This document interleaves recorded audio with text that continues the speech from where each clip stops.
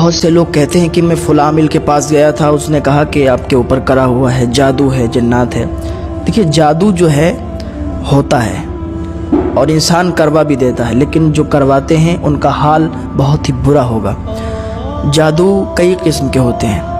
جو سب سے زیادہ طاقتور جادو ہوتا ہے وہ بھانومتی کا جادو کہا جاتا ہے۔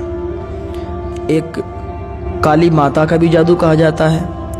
جادو بہرحال بہت طریقے کے ہوتے ہیں، لیکن جو بھانومتی کا جادو ہے وہ 70 پتلیوں کا ہوتا ہے۔ آپ نے دیکھا ہوگا پتلی ہوتی ہیں، پتلے کے نما بنی ہوئی ہوتی ہیں، اس میں وہ لوگ سوئی چبھوتے ہیں، اس کے اوپر نیبو کاٹتے ہیں، جو بھی کرتے ہیں وہ اپنا بہت غلط کام کرتے ہیں، اور وہ بہت ہی گندا جادو ہوتا ہے، کیونکہ سپلی عامل ہوتے ہیں اس کے، اور وہ اس کو کہتے ہیں جو لوگ جتنی زیادہ گندگی کرتے ہیں، جتنی زیادہ گندگی کھاتے ہیں، اتنا ہی زیادہ ان کا جادو مضبوط ہوتا ہے۔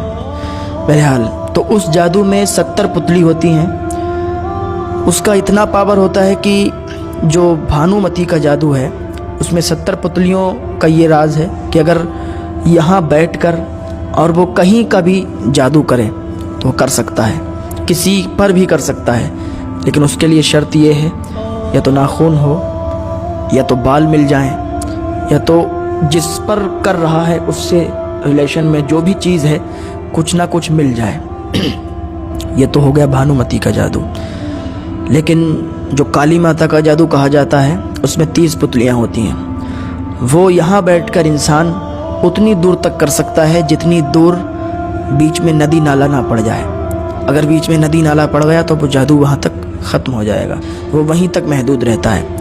بھانومتی کا جادو وہ ندی نالوں سے بھی پار کر جاتا ہے آگے تک، جہاں تک کر سکتا ہے، جہاں کا انسان ہوگا، مطلب جس پر چاہے کر سکتا ہے۔ اب جو آپ پر جادو کیا ہوا ہے، آپ کہتے ہیں کہ میں فلاں کے پاس گیا، تو دیکھیے ہر عامل سے مت ملیے اور ہر عامل کے پاس مت جائیے، کیونکہ میں نے بہت پہلے بھی بتایا تھا کہ ہر عامل ایک جیسا نہیں ہوتا ہے۔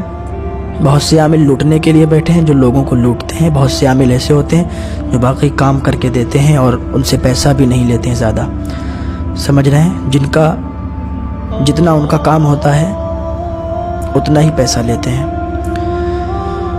اگر آپ کے اوپر جادو ہے، آپ کے کاروبار بند ہیں، ٹھپ ہیں، آپ کو ایسا لگتا ہے کہ کوئی بندش ہے، تو کسی عامل کے پاس مت جاؤ۔ سب سے پہلے آپ نماز کے عادی بن جاؤ، 5 ٹائم کی نماز پڑھنے لگو۔ جب نماز پنجگانہ آپ ادا کرنے لگو، ایک وظیفہ کر لینا۔ اتنا آسان وظیفہ ہے اور اتنا طاقتور وظیفہ ہے کہ اگر اس وظیفے کو آپ نے کر لیا تو کسی عامل کے پاس جانے کی ضرورت نہیں ہوگی۔ عشاء کی نماز کے بعد 21 مرتبہ قل اعوذ برب الناس، یعنی یہ قل شریف آپ کو پڑھنا ہے 21 مرتبہ، اول اور آخر 7 مرتبہ درود شریف پڑھ کے۔ دوسری چیز یہ ہے کہ پھر 100 مرتبہ استغفر اللہ تعالی ربی من کل ذنب واتوب الیہ، یہ وظیفہ کرنا ہے۔ اس کو بھی 7 مرتبہ اول اور آخر درود شریف پڑھنا ہے۔